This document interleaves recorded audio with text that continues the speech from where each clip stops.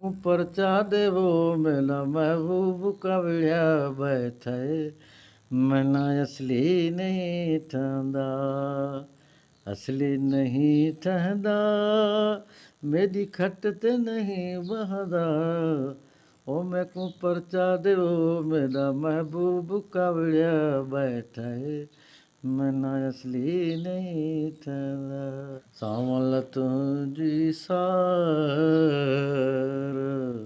सार बिसारन जहड़ी मूंखे सार बिसारन जहड़ी मूंखे सावल तुझी सार। लीजेंड ऐं क्लासिकल रागी लतीफ़ एवॉर्ड माणींदड़ उस्ताद अनवर हुसैन विस्तड़ो गुज़िरियल काफ़ी अरसे खां दिमाग़ जी बीमारी में मुब्तला हुजण बैदि सकाफ़त खाते जी बेहसी ऐं लावारसी सबबि जिते कॾहिं सॼो ॾींहुं सुरसाज़ शाइरी जा पड़ाॾा गूंजंदा हुआ, हाणे उन घर में बेवसी ऐं ख़ामोशी जो राकास लामारा ॾींदो रहे थो। कल्चर डिपार्टमेंट जो बुनियादी फ़र्ज़ु इहो हूंदो आहे त उन समाज जा जेके बि राइटर्स आहिनि, शाइर आहिनि, कलाकार आहिनि, सुगड़ आहिनि, हुनरमंद आहिनि, उन्हनि खे सोशली, मॉरली, फिनेंशियली बूस्टअप करणु, छाकाणि त इन शोबे सां तालुक़ु रखंदड़ अक्सर माण्हू जॉबलेस हूंदा आहिनि। उन्हनि जी जुनून, उन्हनि जो कुल काइनात उन्हनि जो उहो किर्त हूंदी आहे। पोइ ॻाइणु हुजे, वॼाइणु हुजे, अनवर विस्तड़ो साहिबु जीअं ॾिसो उन सॼी ज़िंदगी राग खे अर्पे छॾी। उस्ताद अनवर अली विस्तड़े 1965 में उस्ताद मंज़ूर अली ख़ान खां राग जी सिख्या वरिती ऐं संदसि केतिरा ई शागिर्द पिणु आहिनि।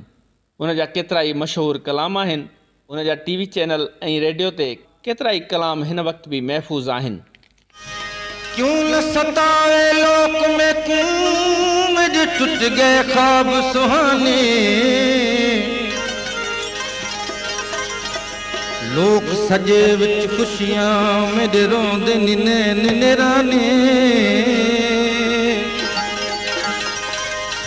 लोक सजे विच खुशियां मेरे रोंदे नैन निराने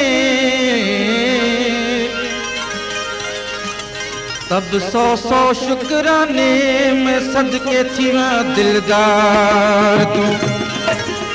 उस्ताद अनवर हुसैन विस्तड़े हिन मुफ़लिसी वारी ज़िंदगीअ में सिंध हुकूमत खां सिर्फ़ पुट जी नौकरीअ लाइ अपील कई आहे। मां त इहो सोचींदो आहियां त राग सिखियासीं छो, छाजे लाइ सिखियासीं, अॼु सिखियासीं। रेडियो ते मुंहिंजूं 300 कापियूं आहिनि हैदराबाद ते, 300 कैस्टूं आहिनि कुल हिते हिन में, अञा बि घणियूं हूंदियूं, नथा कनि। खैरपुर रेडियो, हैदराबाद रेडियो, मुंहिंजी त अप्रूवल थी हुन में कराची रेडियो ते 1954 में, उते टाइम त संभालियो न। इहा सार हलंदी अथनि असांजी, मेडिसन हीअं वेहंदो हो असांजे अॻियां अची, कोन्हे न हाल, कोन्हे न हाल। सिख्या कंहिंखां वरिती तव्हां? उस्ताद मंज़ूर अली ख़ान ॿुधामास जो, न न टंडो आलम जो हो उते। हेॾो सारो उस्ताद हो साईं। मोहम्मद यूसुफ उनजो शागिर्द हो, वहीद अली भाणे जो हुउसि, हुते सिखिया टंडे आदम में।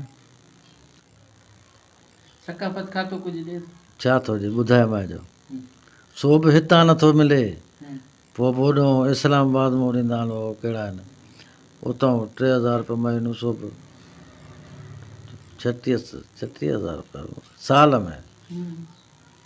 बसि पुछंदा ई कोन न को कॾहिं फ़ोन कंदा आहिनि न को छा। एवॉर्ड कहिड़ा कहिड़ा मिलिया तव्हांखे इहो ज़िंदगी पियो में? अथव बिटाई जो एवॉर्ड घटि आहे, सचल आहे, सचल जो ॿिया हिते त खोड़ एवॉर्ड, ॿियो सदारती एवॉर्ड कोन्हे, उहो ॾियनि ई नथा।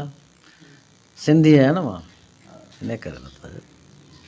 न त हिते मूंखां वधीक ॻाइणा आहिनि, अध खां वधीक त मुंहिंजा शागिर्द आहिनि हिते। मुराद अली जा पीउ तव्हां एवॉर्ड ॾिनो? हा अब्दुल्ला शाह हा एवॉर्ड उन ॾिए पियो थो न। पोइ उनजे पुट हींअर वज़ीर आला आहे मुराद अली शाह, उन खां नौकिरी पुट लाइ अपील हा अपील कयूंसि था, असांखे माना ॿुधे आहे त दादूअ जो, असां ठारू शाह दादू वेझड़ो पंदा कुझु कंदा त महिरबानी थींदनि, न कंदा त न महिरबानी। असांजी आहे चुप बाबा। सिंध जे वॾे वज़ीर सैयद मुराद अली शाह खे पंहिंजे वालिद साहब सैयद अब्दुल्ला शाह जी ॿारियल लाट खे जला बख़्शणु घुरिजे, जंहिं पंहिंजी वॾ वज़ारत अनवर हुसैन विस्तड़े खे लतीफ़ एवार्ड सां नवाज़ण सां गॾोगॾु सिंध जे कलाकारनि, आर्टिस्टनि ऐं हुनरमंदनि जी ज़बरदस्त मालिकी कई हुई। ना कैद करो मैं क्यों,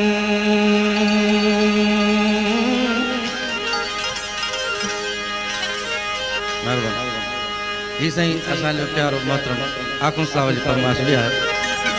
न मारो हथ कड़िया, ना कैद करो मैं क्यों, न मारो हथ कड़िया, मैं आशिक यहाँ कहता, मैं आशिक यहाँ कहता, ये अखियाँ हिंदियाँ ना कैद करो।